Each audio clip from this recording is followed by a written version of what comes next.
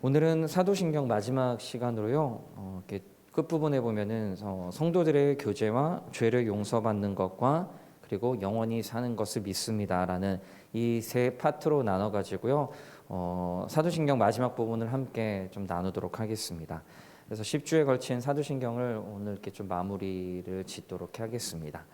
자, 먼저 우리 이제 성도들의 교제와라는 부분에 대해서 함께 먼저 좀 말씀을 함께 좀 나누도록 하겠습니다. 자, 첫 번째는요, 교회에 대한 또 하나의 다른 표현이 성도들의 교제라고 볼 수가 있습니다. 예전 성경 여러분 기억하실 거예요. 성도들의 교통과라고 하고 우리가 좀 자연스럽게 그게 이제 더 익숙하실 텐데 이것을 문자적으로 표현하면은 거룩한 것들의 교통, 거룩한 자들의 교통이다라고 할 수가 있는데요. 교통이란 말은 우리가 지금 잘 쓰지 않는 말입니다. 고어라고 해가지고요. 지금 이제 우리 개역 개정에는 뭐라고 표현하면 성도들의 교제다라고 표현하는데요. 어떤 이들은 이 성도들의 교제, 그러니까 성도들의 교통이란 것을 말했을 때 교제라고 이야기하는 것은 좀 그 의미가 축소되는 경향이 있다라고 해가지고 오히려 교통이란 단어를 써야 된다라고 얘기하시는 분도 있습니다. 자, 그렇다면 이제 성도들의 교제라고 표현했을 때 이것은 교회에 대해서 무엇을 표현하고 뭘 강조하려고 하는 건지에 대해서 함께 먼저 좀 살펴보도록 하겠습니다. 자, 두 번째는 성도들의 교제의 의미입니다. 자, 첫 번째는요, 이 성도들의 교제의 의미는 그리스도와의 신비한 일체의 한 부분으로서의 교제입니다. 이게 무슨 의미냐라고 하면은 우리가 언뜻 교제, 성도들의 교제하게 되면은 여러분들 어떤 이미지가 떠오르시죠? 뭐 친하게 지내고 뭐 나누고 이렇게 이야기하고 교제 나누고 우리 보통 교제 나눈다고 얘기하지만 이 정도의 의미로 우리가 이제 성도들의 교제를 생각을 할 수가 있는데요. 이 의미는 이것보다 훨씬 더 큰 의미다라고 볼 수가 있습니다. 아직도 제가 예전에 생각났던 게 이제 교회 뭐 주보에 보면은 이제 성도들의 교제 시간이 있습니다. 예배 도중에 설교 끝나고 이제 광고하기 전에 성도들의 교제 시간이 있어가지고 그때면 이제 뭐 사람들이 이제 우리 성도들의 교제를 나누겠습니다고 하면은 뭐 뻔히 하는 게 자, 옆 사람을 바라보시고 사랑합니다, 축복합니다라고 합니다. 그리고 이제 끝이에요. 여러분 이게 성도들의 교제의 전부일까요? 아닌 거 아시겠죠? 자, 성도들의 교제라는 이 여기서 사도신경에서 말하고 있는 성도들의 교제는 어떤 의미인지 우리가 알고 그것을 우리가 좀 적용을 해야 됩니다. 자, 성도들의 교제는요, 그저 사람들끼리 교제가 아니고 그리스도와의 하나됨으로 말미암아 그리스도에게 속한 사람들이 나누는 교제라고 볼 수가 있습니다. 이거를 잘 말씀해 주는 게 요한일서 1장에서 1절 3절 말씀인데요. 우리 한번 말씀 함께 보도록 하겠습니다. 요한일서 1장 1절에서 3절 말씀인데, 자, 제가 읽어드릴게요. 이게 성도의 교제에 대해서 참 잘 나와 있는 말씀인데요. 1절 2절을 보게 되면은 그 생명의 말씀에 관하여서는 우리가 들은 바요, 눈으로 본 바요, 자세히 보고 우리의 손으로 만진 바다 되었다라고 얘기합니다. 이건 예수 그리스도인데 이 예수 그리스도를 통해서 생명이 나타나신 바 되었고 이 생명을 우리가 보았고 그리고 우리가 증언하는데 누구한테 증언하냐면은 너희들한테, 우리의 말씀을 듣는 너희들한테 증언하고 너희들한테 전한다라고 얘기하고 합니다. 이는 아버지와 함께 계시다가 우리에게 나타내신 바 된 이시다. 그러니까 예수 그리스도를 우리가 보고 증언하고 들었기 때문에 우리가 이것을 너희들에게 전한다라고 얘기합니다. 자, 그렇다면 그 다음 말씀 보면 3절이 중요한데요. 우리가 보고 들은 바를 너희에게도 전함은 우리가 보고 경험한 그 예수 그리스도를 너희들한테 전한다. 이건 복음 전도입니다. 우리가 너희들한테 전함은 너희로 우리와 사귐이 있게 하려 함이다라고 얘기합니다. 복음을 통해서 우리가 너희와 사귐을 가질 것이다라고 얘기하고 있어요. 우리의 사귐은 아버지와 그 아들 예수 그리스도와 더불어 누리는 것이다. 이것을 통해서 우리의 기쁨이 더 충만하게 하기 위함이다라고 그렇게 말하고 있습니다. 자, 우리가 보고 들은 바를 전하는 이유는 결국 증언하는 자신들과 그 증언을 듣는 자들의 사이에 뭐가 있게? 사귐이 있게 하기 위함이다라고 그렇게 사도 요한이 이야기하고 있습니다. 여러분, 이 구절의 말씀을 통해서 우리가 알 수 있는 게 뭐냐면은 성도의 교제라는 것은 복음을 들은 사람들, 그러니까 복음에 대해서 반응을 하는 사람들이 그리스도와의 교제와 사귐 안으로 들어가게 되는 겁니다. 우리가 전한 복음을 통해서 그들도 그리스도의 사귐과 그리스도의 교제 안으로 들어가게 되는 거예요. 말씀 선포를 통해서 복음을 받아들인 사람들이 그리스도와의 신비한 연합을 이루게 되는 겁니다. 그리스도의 연합이라는 건 여러분 굉장하게 중요한 개념인데요. 왜 중요하냐면은 요한복음에도 여러분들 그 비유 잘 아실 거예요. 포도나무 비유. 이 비유에서는 사도 요한이 우리에게 뭘 얘기하냐면은 너희가 예수 그리스도를 떠나서는 아무것도 할 수 없다라고 얘기합니다. 이건 다시 말해서 우리는 그리스도 안에서 있어야지만 생명적으로 살아날 수 있는 존재다라고 얘기하고 있어요. 그러니까 너희들도 그리스도와 함께 연합을 해야지만 너희들도 살아있는 존재고 그 안에서 우리가 함께 사귐이 있는 것이다라고 이야기하고 있어요. 여러분 여기서 우리가 결론을 내릴 수 있는 것이 뭐냐면은 성도의 교제라는 것은 단순히 우리가 일상생활하면서 그냥 웃고 떠들고 말하고 나누고 대화하는 것들 이런 것도 참 중요하지만 진짜 성도의 교제라는 것은 뭐냐면은 이 사람도 그리스도와 연합했고 나도 그리스도와 연합했습니다. 그 안에서 생명을 누리는 사람들께 함께 서로 함께 기쁨을 누리면서 예수 그리스도 안에 있는 생명을 함께 누리면서 서로가 서로를 충만케 하는 것 이게 바로 진정한 그리스도와의 사귐이고 연합이고 교제라고 할 수가 있습니다. 그분의 사역을 통해서 우리에게 가져다 주신 모든 유익과 그분이 주신 우리의 모든 은사들 이런 것들을 함께 나누는 것이다라고 볼 수가 있습니다. 자, 그렇다면 두 번째로요. 구체적이고 실천적인 교제인 성도의 교제를 함께 좀 살펴보도록 하겠습니다.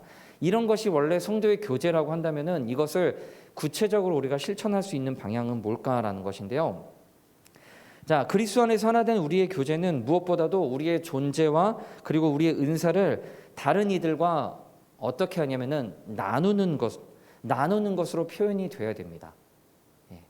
그러니까 우리가 생각하는 사랑합니다, 축복합니다 이 정도의 개념으로 축소시킬 수 없다라는 거예요. 성도의 교제라는 것은 이거보다 훨씬 더 크게 우리가 가진 은사, 우리가 가진 생명력을 다른 사람과 함께 나누는 겁니다. 누구를 위해서? 다른 지체들을 위해서.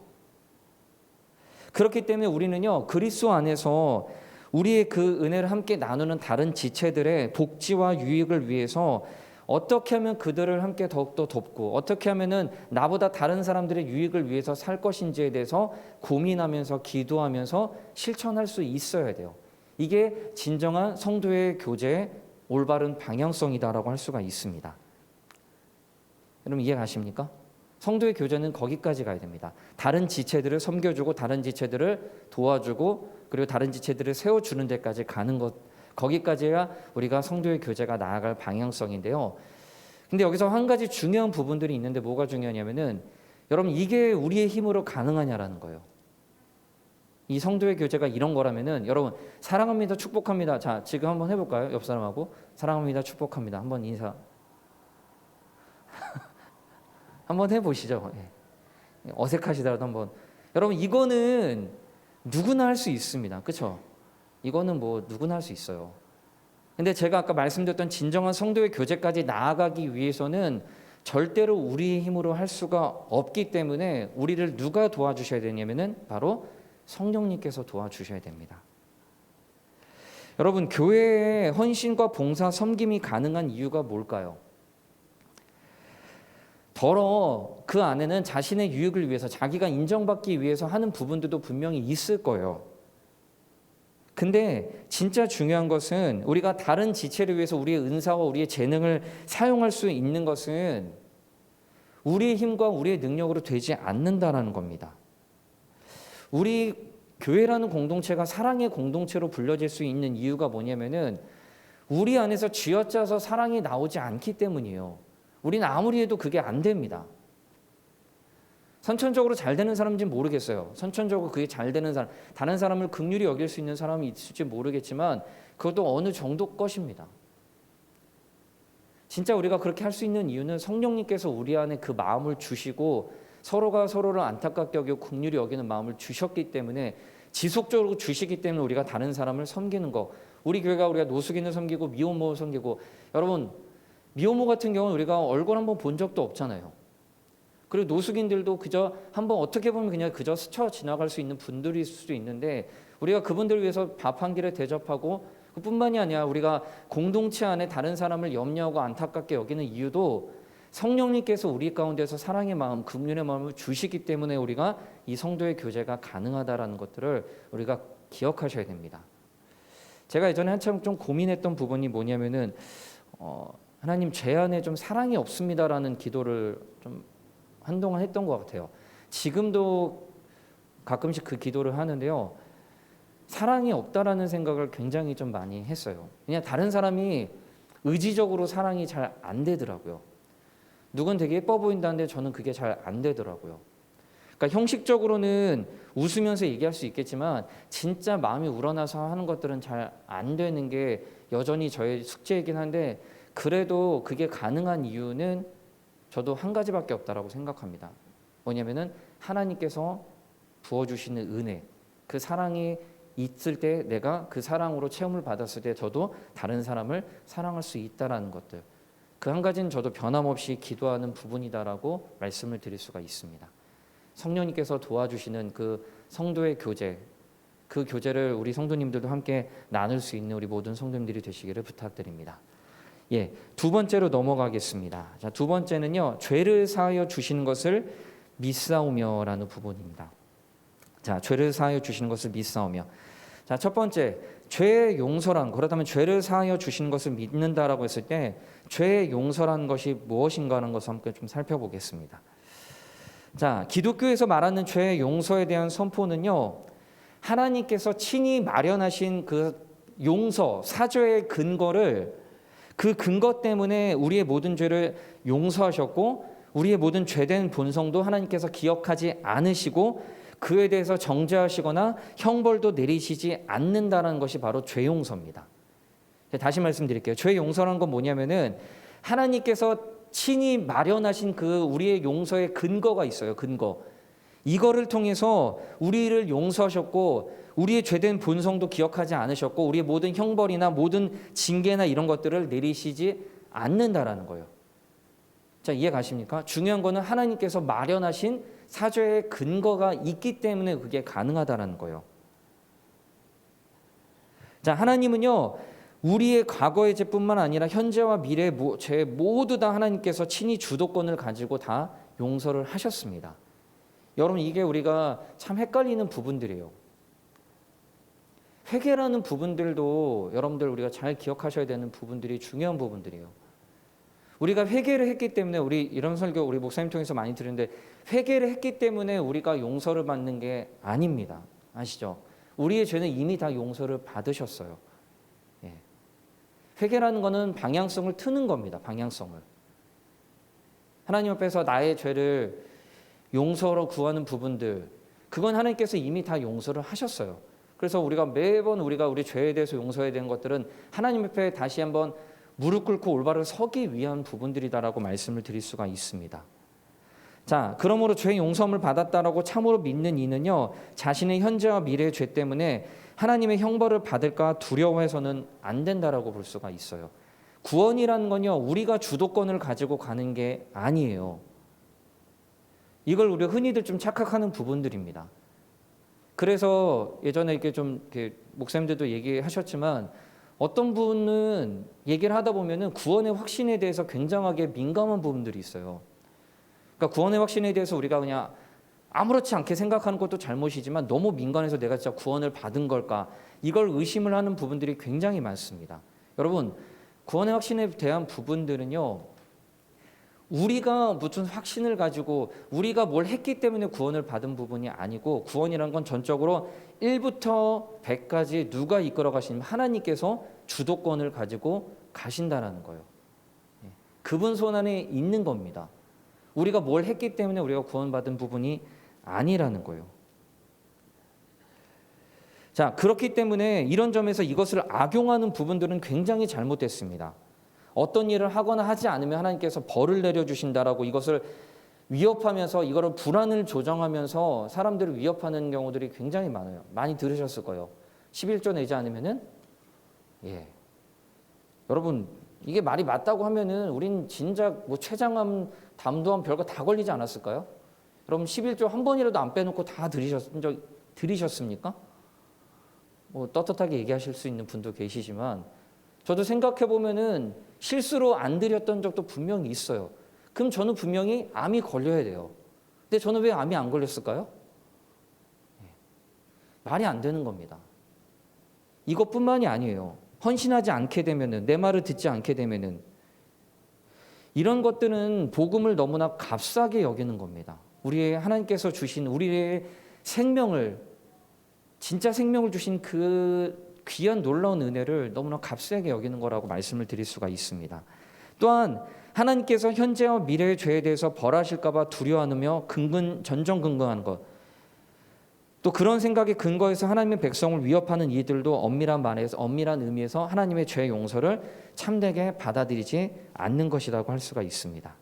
자, 하나님은 우리의 모든 죄에 대해서 사죄를 선언하셨어요. 이미 예수 그리스도의 십자가 안에서. 심지어 우리의 죄된 본성에 대해서도 하나님은 사죄를 선언하시면서 기억하지도 않으시겠다라고 분명히 말씀하셨습니다. 자, 그렇다면 우리는 어떤 근거, 아까 제가 사죄의 근거라고 말씀드렸는데 어떤 근거에 의해서 우리의 죄를 용서했는지를 우리가 살펴봐야 됩니다. 자, 두 번째 죄의 용서의 근거는 하나밖에 없습니다. 뭐냐? 그리스도의 십자가와 그의 전적이고 온전하신 순종 때문에 우리가 하나님께서 이걸 들이미셔가지고 우리를 구원하셨다는 거예요.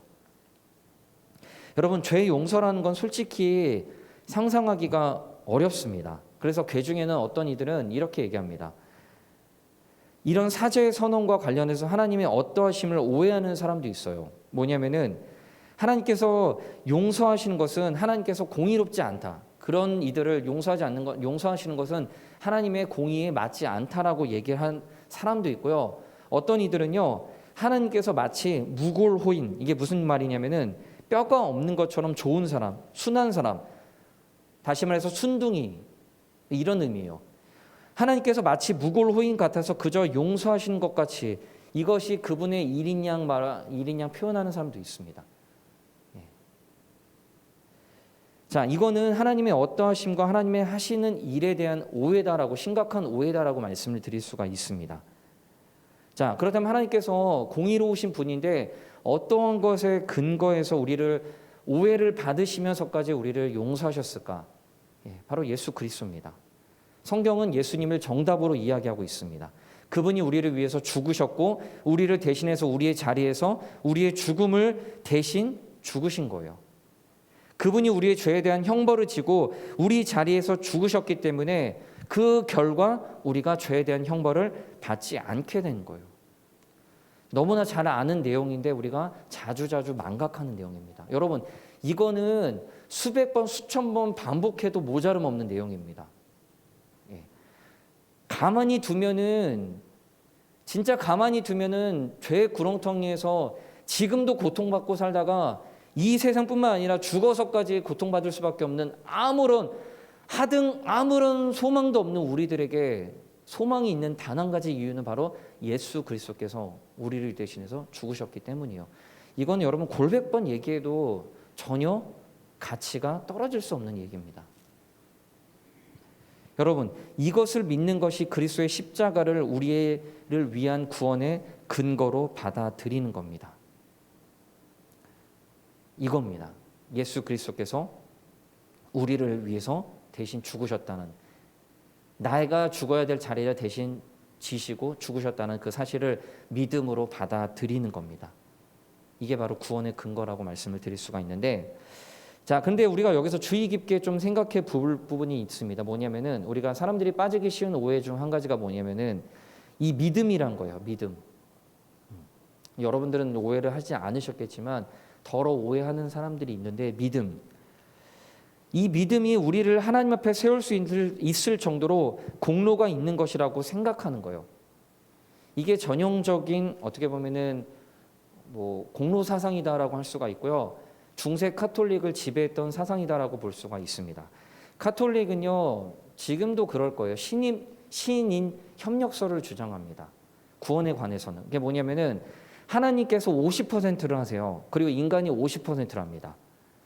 근데 아시다시피 하나님의 은혜란, 하나님의 50%는 완전하기 때문에 이거는 불변하는 거예요.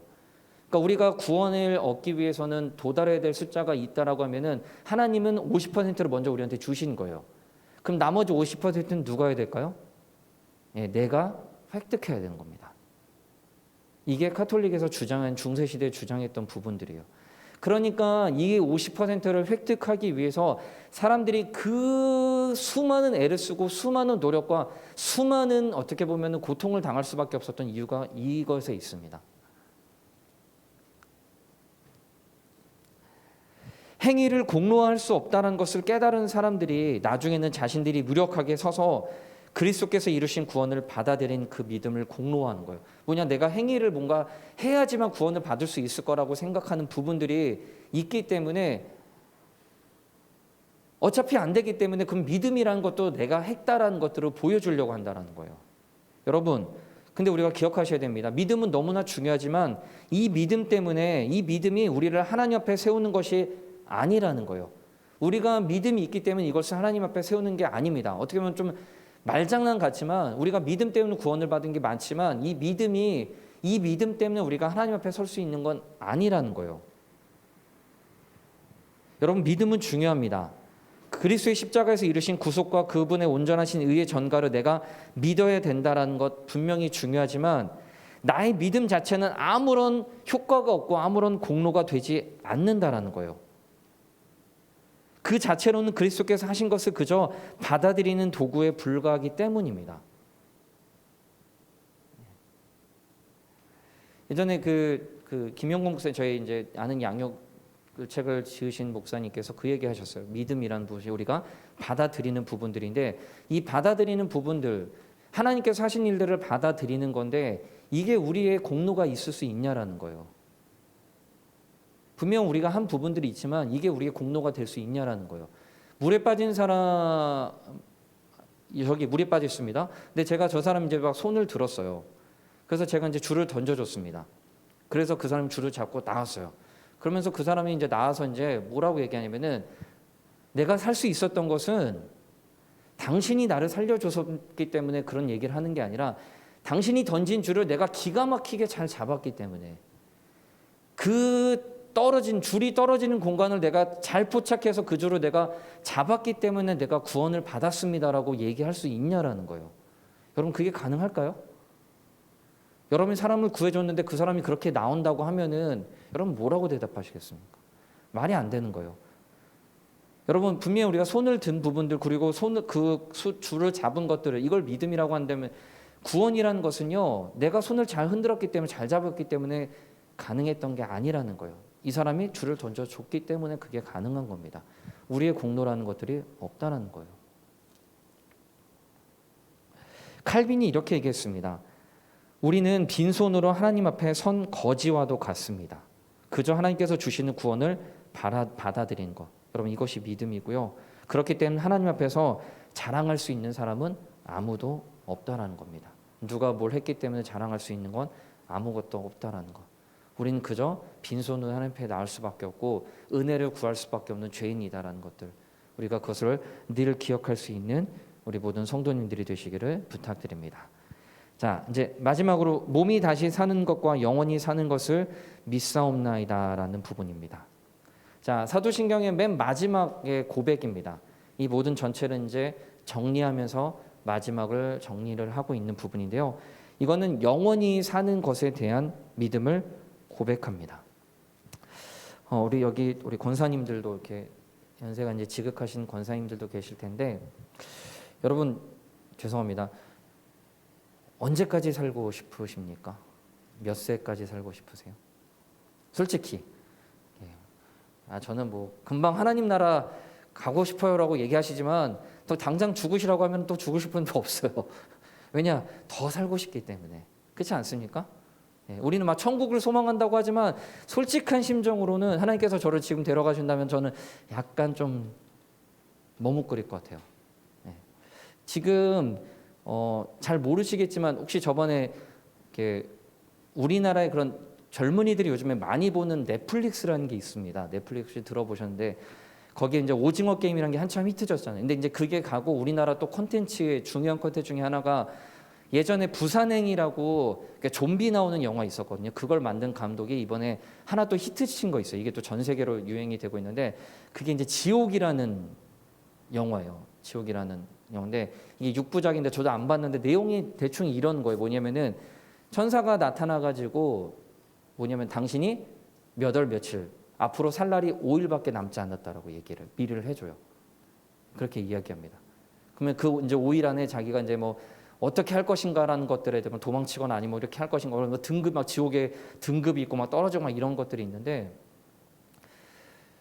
누가 나에게 당신 이제 살 날이 5일밖에 남지 않았습니다라고 얘기하면은 누가 좋아할까요? 좋아할 사람 분명히 없을 거예요. 그게 우리들의 연약함이라고 볼 수가 있습니다. 사람은 누구나 잘 오래 살고 싶어요. 오랫동안 살고 싶어합니다. 그래서 불로장생한다라는 부분들에 대해서 사람들이 기나긴 역사 가운데서 사람들이 지속적으로 추구했던 게 그 불로장생이라고 볼 수가 있습니다.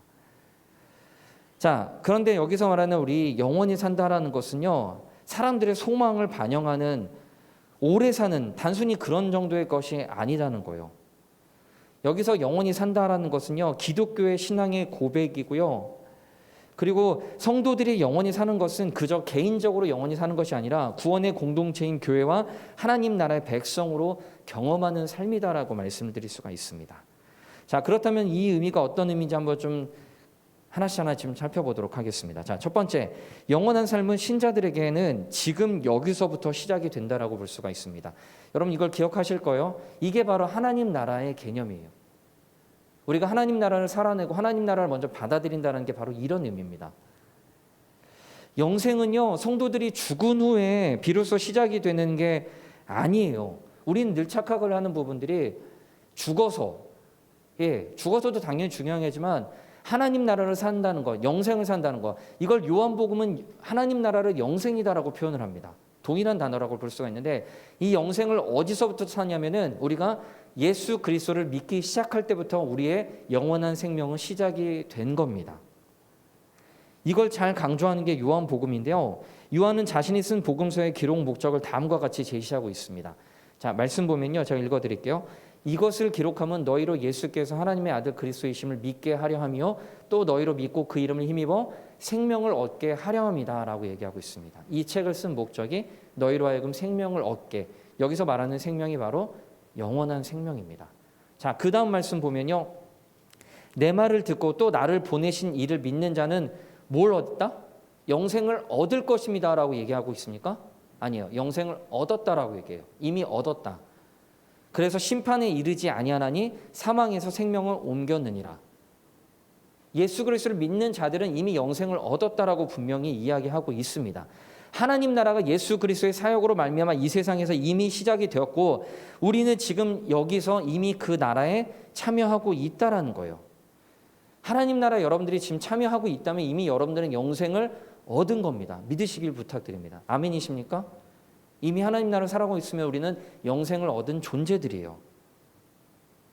그렇기 때문에 생전에 하나님 나라, 지금 여기서 하나님 나라를 그 영생을 살아가지 못하는 사람들은, 참여하지 못한 사람들은요, 죽음 후에도 영생이 있을 수가 없어요. 왜냐? 그 영생은 이미 이 땅에서 결정이 되기 때문입니다. 죽음 이후에 제2의 기회가 있는 것도 아니에요. 없어요. 성경은 분명히 이야기하고 있습니다. 지금 영생을 사는 사람들이 죽어서도 영생, 우리가 육체의 죽음이 왔을 때도 영생을 살아갈 수 있다는 겁니다. 그렇기 때문에 중요한 건요, 우리가 살아있는 기간 동안에 우리가 오늘이라고 말하는 그 시간 동안에 누구를 믿어야 되냐면은 예수 그리스도를 믿어야 된다는 거예요. 그 후에 기회는 없습니다.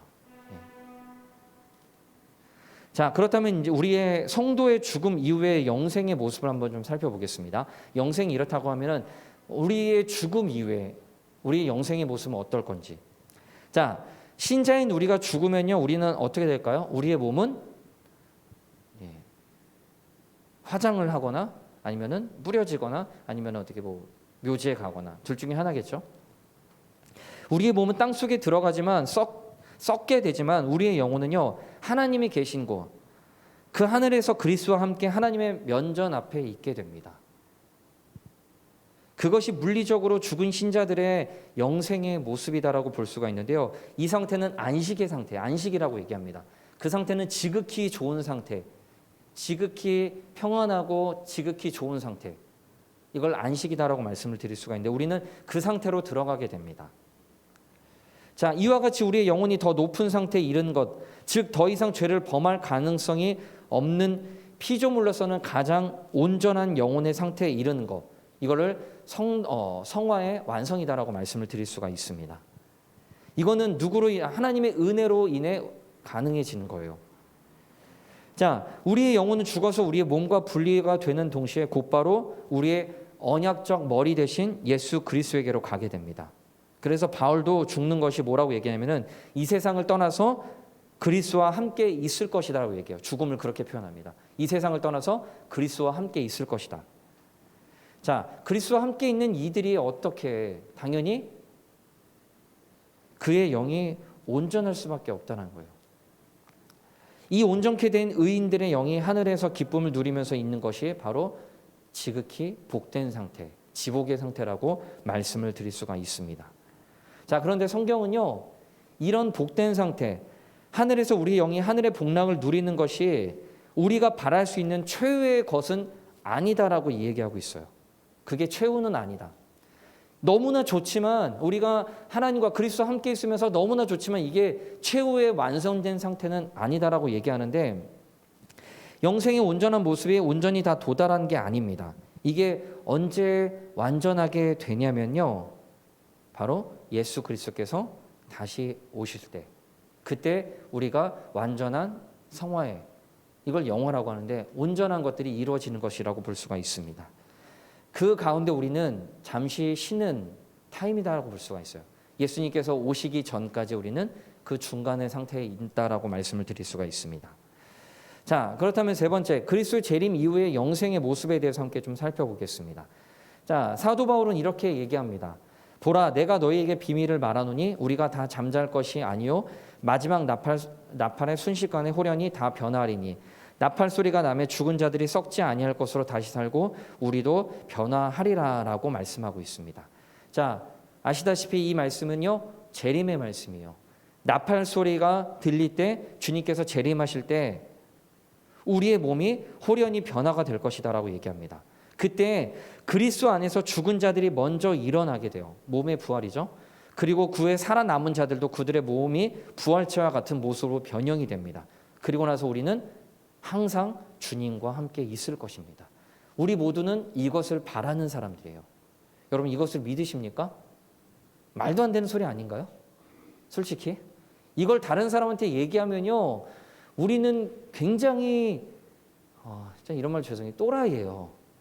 그렇지 않습니까? 이걸 다른 사람한테 한번 얘기 한번 해보세요. 길거리 가다가 예수님께서 공중에 다시 오실 거예요. 그리고 우리 몸은 변화될 겁니다. 솔직히 말하면 웃긴 얘기예요.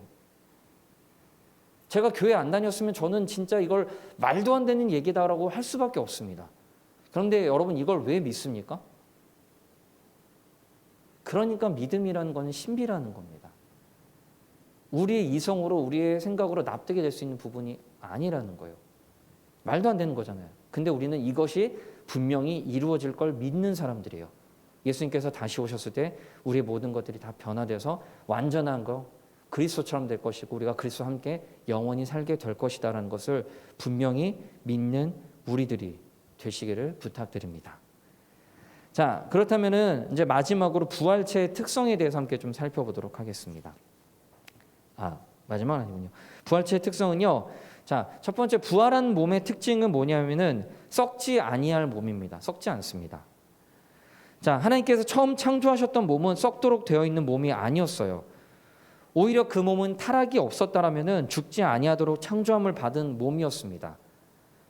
근데 이에 반해서 우리의 부활체는요, 창조의 몸과 달리 뭐가 다르냐면은, 창조 때 우리의 몸과 아담 때 몸과 뭐가 다르냐면은, 우리는 타락하여 죽을 가능성조차도 없는, 자, 아담의 몸은요, 타락할 가능성이 있는 몸이었어요. 완전한 몸이었지만 타락할 가능성이 있지만 우리의 부활체 몸은 그런 가능성조차, 일말의 가능성조차도 없는 완전한 몸이 될 것입니다. 자, 두 번째, 부활한 몸은 영광스러운 겁니다. 우리가 지금 경험하는 우리의 몸은요, 욕된 것이다라고 바울은 얘기합니다. 그러나 우리의 부활체는요, 이 부활체의 영광은 우리의 몸과 비교할 수 없을 정도로 굉장히 영광스러운 것이다라고 말씀을 드릴 수가 있습니다.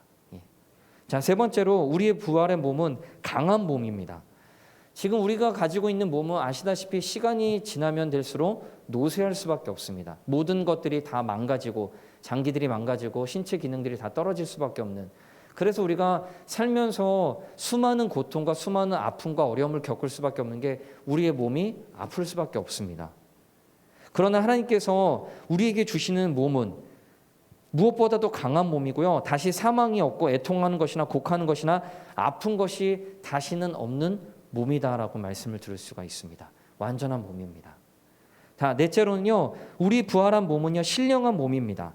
자, 신령한 몸은 뭐냐면은 지금도 우리가 성령의 인도를 받고 있는 사람들이에요. 그러나 그것이 완전하진 않습니다. 왜냐하면은 우리의 죄된 본성을 가지고 있기 때문에 자주자주 그 성령님의 인도하심과 부딪힐 수밖에 없어요.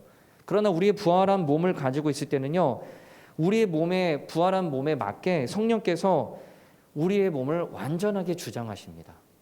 가장 은혜로운 상태, 가장 영적인 상태로, 가장 온전한 상태로, 그 성령님과 함께하는 상태로 부활한 몸이 될 것이다라는 것들을 우리들에게 분명히 이야기하고 있다라는 것입니다. 자, 그렇다면 이제 마지막으로는요, 새 하늘과 새 땅에서의 부활체를 지닌 삶의 의미를 함께 좀 살펴보도록 하겠습니다. 자, 예수님께서 다시 오실 때 이 땅 가운데 새 하늘과 새 땅이 이루어질 것입니다. 이전 것은 지나가고 모든 것이 다 새롭게 변화될 것이에요. 자, 하나님께서 사람을 처음 창조하셨던 그 목적이 온전히 이루어지고 그 뜻이 계속적으로 구현되는 그런 삶을 살아가게 될 것입니다. 자, 그리고 그 삶의 본질은 뭐냐면은 하나님과의 깊은 교제입니다. 지금은 우리가 안타깝게도 하나님을 느끼는 부분, 어떻게 보면은 객관적이보다는 좀 주관적으로 느끼는 부분이 하나님과의 교제라고 볼 수가 있어요. 그리고 그 하나님을 경험하는 것들이 가끔씩이지 매일매일 오는 것도 아니고 그게 뭐 없는 사람도 참 많습니다. 그러나 우리가 부활했을 때는요, 온전한 새하늘과 새 땅이 이루어질 때 우리 하나님과의 깊은 교제는요, 완전한 교제가 될 거예요. 그분과 우리가 얼굴을 맞대고, 그리고 그분이 우리 가운데 온전하게 이루어질 것들을 우리가 경험하게 될 것입니다. 진정한 의미의 기쁨과 삶을 누릴 수 있게 되는 가장 복된 상태로 들어가게 될 것입니다. 자, 또한 새하늘과 새 땅에서의 삶은 참으로 평강으로 가득 찬 삶이 될 수밖에 없는데요. 왜냐하면은 왕이신 하나님께서 우리에게 진정한 평강을 강같이 주실 것이기 때문이에요. 하나님의 온전한 평강이 이 모든 세상 가운데 넘쳐나게 될 것입니다. 그때는 우리가 더 이상 죽음과의 싸움, 사투를 벌이지 않아도 될 것입니다. 자, 뿐만 아니라 새하늘과 새 땅은요, 이런 생각을 우리가 예전에 막 천국에 대해서 이렇게 막 배웠을 때 이런 연상을 해요. 막 이렇게 천국에 가면은 다 흐느적거리면서 다 뭐 이렇게 하프 치면서 막 이렇게 놀고 마시고 그리고 뭐 날아다니고 이런 정도로 우리가 막 이렇게 천국을 이렇게 연상을 하는 부분들이 있지만, 자, 새하늘과 새 땅은요, 무한한 진보와 발전으로 가득 찬 상태라고 말씀을 드릴 수가 있습니다. 왜냐하면 하나님께서는 지속적으로 일하시는 하나님이기 때문에 일하시는 하나님께서 우리들에게 안식도 주시지만 우리가 마음껏 우리들의 가진 가장 좋은 재능들, 우리의 창조하실 때, 우리를 만드셨을 때 우리에게 주신 그 가장 좋은 장점들이 발현될 수 있도록 우리가 그것을 마음껏 활용할 수 있는 펼칠 그 장을 하나님께서 분명히 열어주실 거예요. 우리가 가진 것들로 인해 가지고. 그렇기 때문에 새하늘과 새 땅은 무한한 진보와 발전으로 가득 찬 상태가 될 것이다라고 말씀을 드릴 수가 있습니다. 여러분, 이제까지 말씀드렸던 이런 삶이 우리가 앞으로 영원히 누리게 되는 삶의 특성들입니다. 우리가 모두가 이런 영생의 극치를 다 함께 누리면서, 그리고 그 영생의 극치를 진정으로 소망할 수 있는 우리 모든 성도님들이 되시기를 부탁드립니다. 그러나 중요한 건요, 그 영생의 삶이라는 것은 우리가 나중에 누릴 것이 아니라 지금 이 자리에서부터 이 자리에서부터 우리가 그 영생을 소망하면서 그 삶을 누리면서 살아가야 되는 것입니다. 그때 하나님께서 우리에게 진정한 영생을 선물로 주실 겁니다. 지금 이 세상에서 의와 평강으로 그 삶을 추구하면서 살아갈 수 있는 우리 모든 성도님들이 되시기를 부탁드립니다. 여러분, 오늘 하루도 여러분들은 어떻게 하나님 나라 그 영생을 살아가시겠습니까? 사도신경이 우리들에게 마지막으로 던지는 메시지도 그것입니다. 우리는 영생을 믿는 삶, 그리고 영생을 살아내는 삶, 영생을 지금도 살아가는 삶을 지금 이 자리에서부터 살아갈 수 있는 우리 모든 성도님들이 되시기를 부탁드립니다. 그 소망을 진정으로 품고 살아갈 수 있는 우리 모든 성도님들이 되시기를 부탁드립니다. 기도하겠습니다.